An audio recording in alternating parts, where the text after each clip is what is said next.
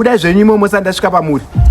Imfana Hasta. Ndo part 2 yemukomana uya anonzi Hasta PV akadzingwa basa akaenda unogara pachikebhini chiri pajurawo pepamba paakadzingwa. What do you mean mune munhu? Like kuti kutori nemunhu ari atoisa maketeni.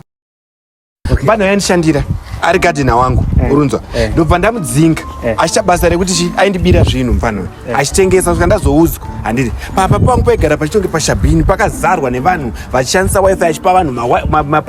mawifi passwords everything waona ndopa ndamudzinga ndopa kuya uzotanga uzogara apa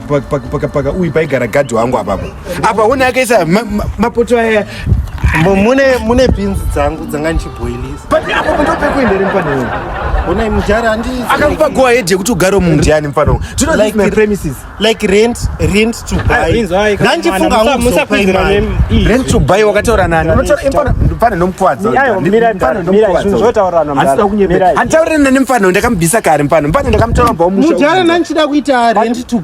to buy wait babuton mfano wakatesa zvinhu zvako zvese aiwa ingori mattress nehembe dzangu saka wakataura nani naye mfano yakusunga inowati iwe nyararo uriwe panape unogara panape mudhara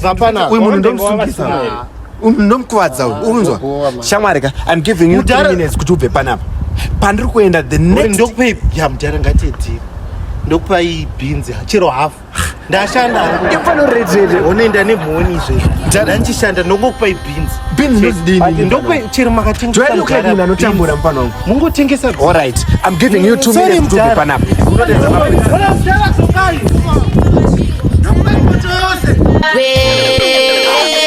Hasta